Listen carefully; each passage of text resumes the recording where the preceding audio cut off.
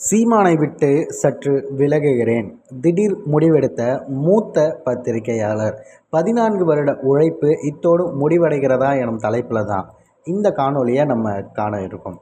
சற்றும் எதிர்பாராத நிகழ்வு இன்றைய தினம் நடந்திருக்கு. நிறைய பேர் பார்த்திங்கன்னா இதை கொஞ்சம் கூட யோசிச்சிருக்க மாட்டாங்க. காரணம் என்ன அப்படின்னா, நாம் தமிழர் கட்சிக்கு ஒரு மிகப்பெரிய வலு சேர்க்கிற இடத்துல இருந்த ஒருத்தவர், அதுவும் கருத்தியலாக யாரையும் கொஞ்சம் கூட பார்த்திங்கன்னா இந்த நக்கல் பகடி கேலி கிண்டல்கள் அப்படிங்கிற மாதிரி பல விஷயங்கள்லாம் எதையுமே காட்டாமல் முழுக்க முழுக்க கருத்தியலாக கேள்வி எழுப்பதும், அது சம்மந்தமாக பதில் வந்தால் மட்டும் சொல்கிறதுங்கிற மாதிரி எல்லா வகையிலுமே நாம் தமிழர் கட்சிக்கு துணையாக இருந்த ஒரு நபர் கட்சியுடைய ஆதரவு நிலைப்பாட்டிலிருந்து சற்று விலகி நிற்க விரும்புகிறேன்னு சொல்லிட்டாரு.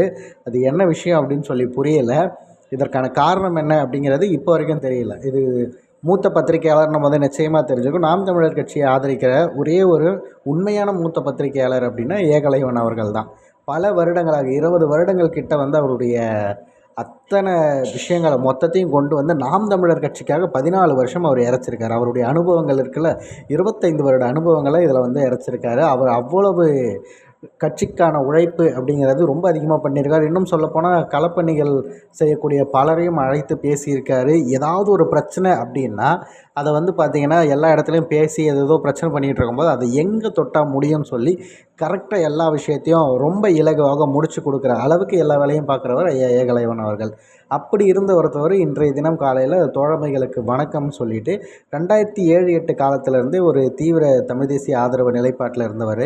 அதன் பிறகு இனியும் நான் அதை தொடர்வேன் அப்படிங்கிறதும், நாம் தமிழர் கட்சி ஆதரவு நிலைப்பாட்டில் இருந்து மட்டும் சற்று விலகி நிற்கிறேன், இது கட்சி மீது முரண்பாடு என்பதில்லை அப்படிங்கிறத சொல்லியிருக்காரு. இந்த இடம் தான் புரியல. அது மட்டும் இல்லாது சந்தித்தால் கை குலுக்கி கொள்வோம் அப்படிங்கிறாரு. வேறு ஏதோ ஒரு பர்டிகுலர் ரீசன் இருக்குது அப்படிங்கிறத நம்மளால் புரிஞ்சிக்க முடியுது. அது அதுக்கு மேலே போய்ட்டு நம்ம தெரிஞ்சுக்கவும் வேணாம்.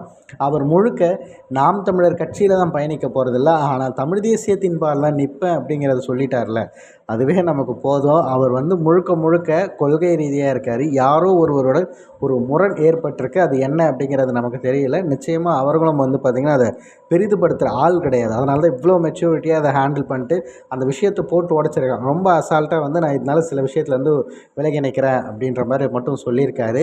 ஒரு பக்கம் இது மிகவும் மகிழ்வு தருகிறது. இன்னொரு பக்கம் கட்சிக்கு அஃபிஷியலாக இருக்கக்கூடிய ஒரு மூத்த பத்திரிகையாளர் அப்படின்னு எதிர்பார்க்கும்போது அவர் கொஞ்சம் விலகி இருக்காரு அப்படின்னும்போது, இதை காரணமாக காட்டி நிறைய திராவிட ஊப்பிகள் பார்த்திங்கன்னா சீமானிங்க பார்த்திங்களா விரட்டி விட்டார்னு சொல்லிட்டு போட்டுக்கிட்டு இருக்காங்க.